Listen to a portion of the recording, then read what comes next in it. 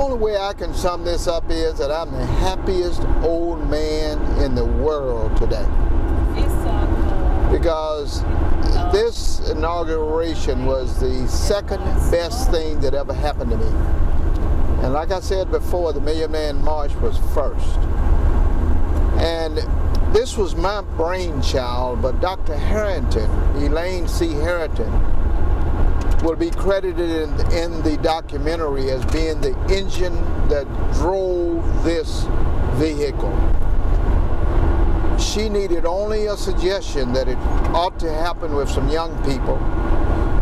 Being an educator, retired, she just knew that her place was back at the school system to convince the administrators there to allow some students to compete for the opportunity to go to Washington.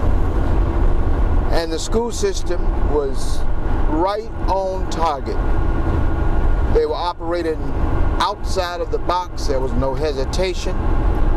There was no resistance. They jumped on board and they allowed the essays to be conducted in the school, and the students who wanted to get involved rose to the top with the best of what they were asked to do. I'm extremely proud of those children because they came up out of that school system, went through a few briefings from Dr. Harrington. They met Mrs. Amelia Boynton Robinson, the legend of 1965, who's the matriarch of the voters' right movement out of Selma, Alabama.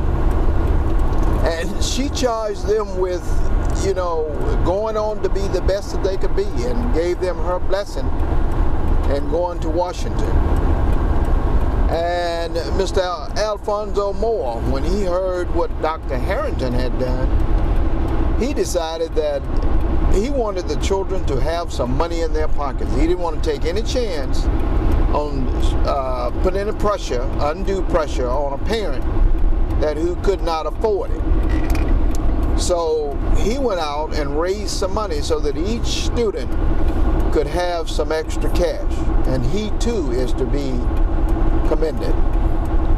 And then there were those administrators, you know, who Dr. Frank and Mrs. Howard, who just decided to take this on. And this is no easy chore. When they're going to come out of a school system, go to Washington, D.C., take 10 or so students and be responsible for them for 3 days, that's no easy task. And God blessed us to go to D.C., for our connections to be intact, for the church to be extraordinarily good hosts. I mean, they were just super hosts to take care of us while we were there, empowered us and blessed us with enough good unity and commonality that all of us were able to communicate as a serious, good family of people. And everything just fell right into place. We had briefings on everything, made everybody aware of what we're going to do. We had a couple of seniors that needed assistance that has been already talked about by Dr. Frank, where our young people just came in, chimed in, got wheelchairs and took care of those seniors. And we went out into that sea of people, just a sea of people, some 4 million people, maybe 5 million when they get the count right. And we found 99.9% of the people that we encountered as being super elated, very humanistic, very cooperative. And then we went through that whole maze of situation. We watched President Barack Obama deal in style, deal in sophistication, deal in black manism, you know, stood tall to represent.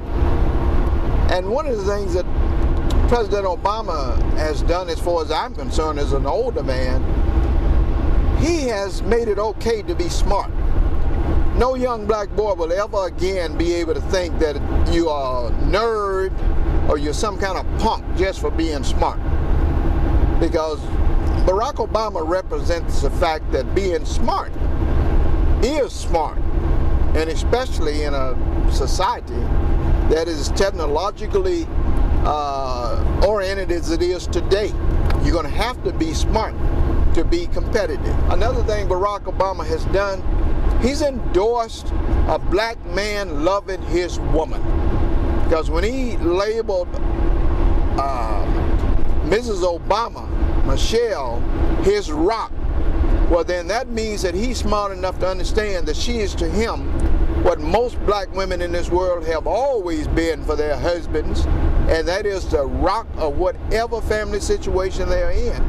And as a matter of fact, whatever church you walk into and whatever job you go into, it's just about women carrying everything in this nation. And I just be glad when younger women look at Michelle Obama and look at Barack Obama and see that they are keeping love alive, and see that it's okay to really love and trust and respect your mate. And I think this whole world is going to become more humane just because of those kinds of things that Barack Obama represents. I have no doubt in my mind that what we have done in the minds of you young people will be unfolding in you for the rest of your lives. Every time you look up in your life, you're going to think about that trip to Washington, D.C. with those adults who cared about us and who dared to expose us to what they exposed us to, and we were able to get enough from it to make our lives better as some human beings. And that's my overall feeling and expression about what has happened to me and us, this little family.